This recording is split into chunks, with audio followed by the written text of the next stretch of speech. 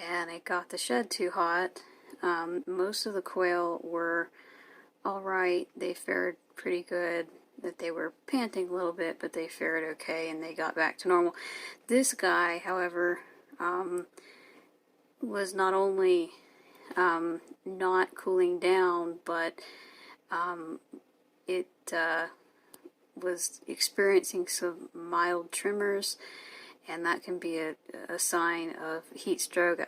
I know that there are different reasons for tremors, but in this case I knew what it was because it was directly related to the heat.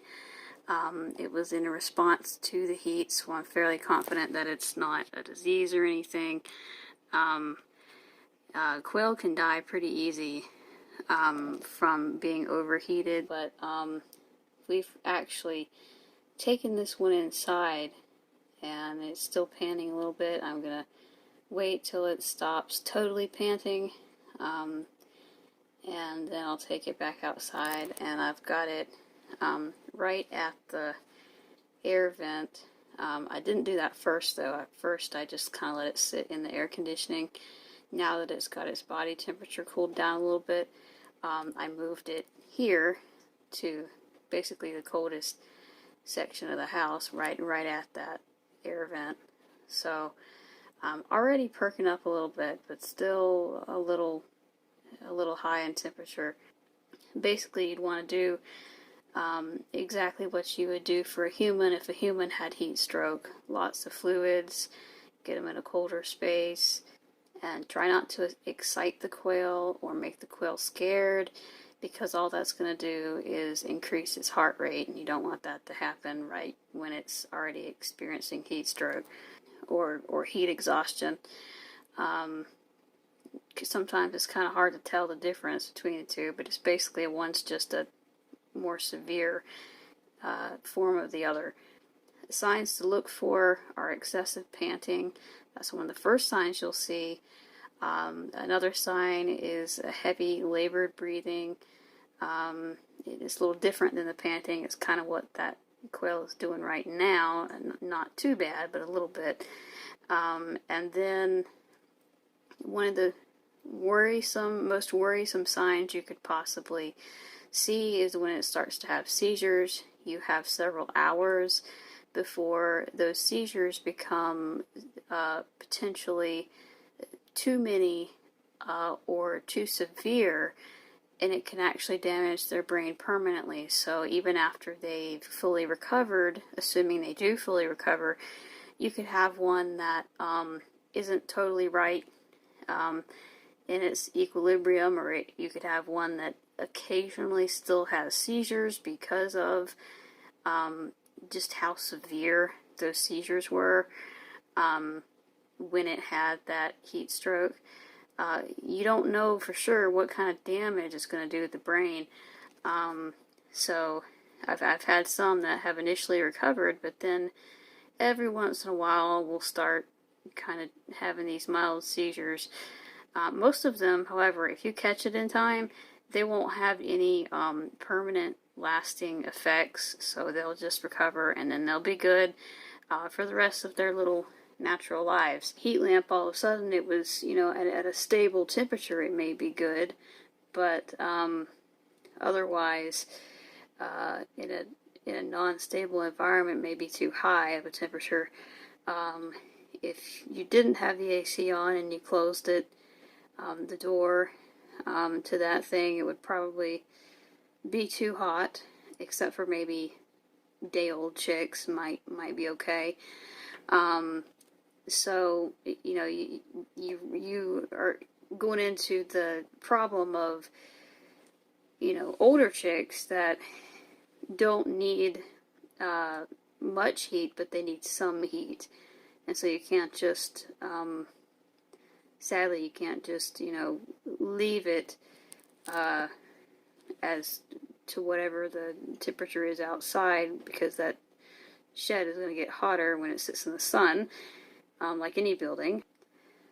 And, right now, these guys don't need any heat, but there's one baby chick, that does need a little bit of heat, so you're trying to manage all the different brooders within that shed also. And it's nearly impossible when you don't have the AC working properly, because then you have no steady temperature to base all of your heat lamp or no heat lamp off of. But now we've got that working well again, and hopefully this won't happen again. But yeah, it's heat stroke is a big thing with quail, and most people don't understand why it's happening. Most people actually will, because all the quail start doing it, they will misinterpret it as, oh, they're not too hot, but they must have some kind of infectious disease that makes them have these seizures. There are diseases that really, do look similar because of the seizures that are associated with those diseases.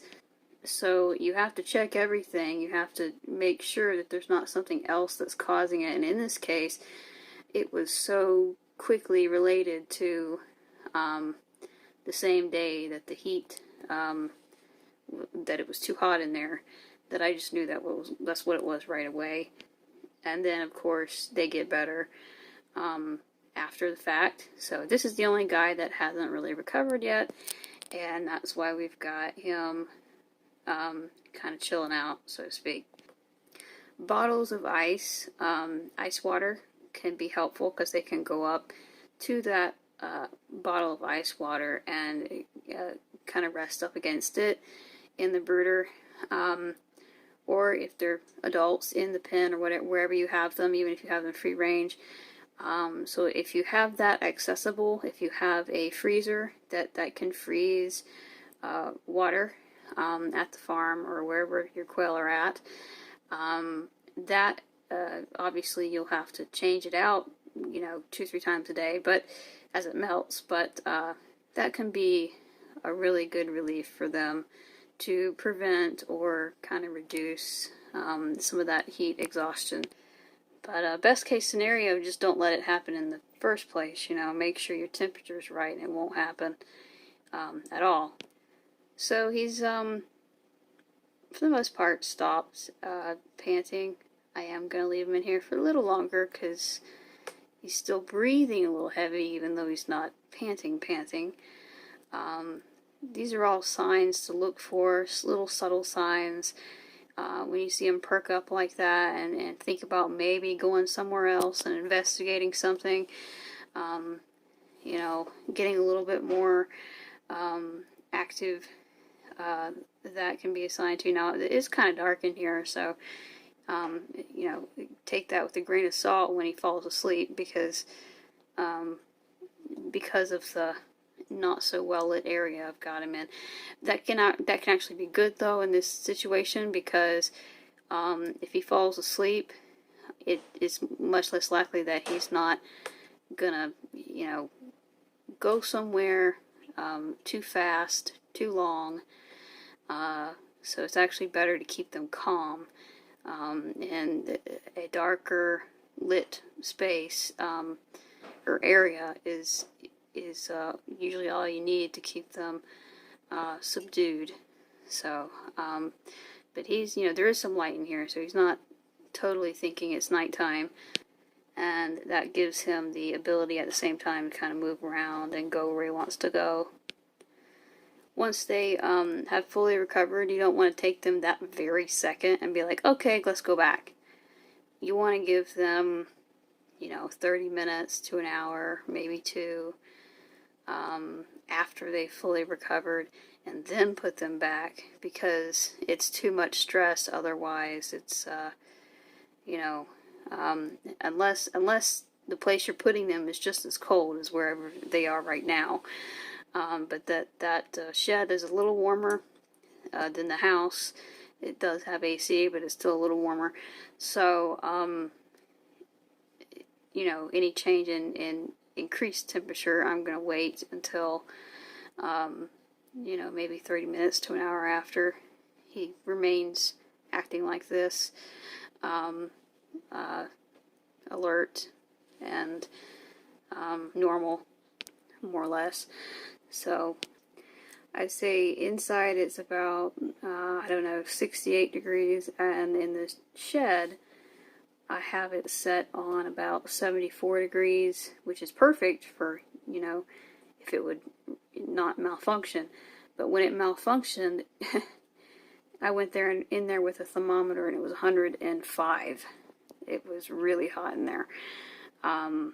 Just it's stuffy, hot, no breeze because it's inside a building.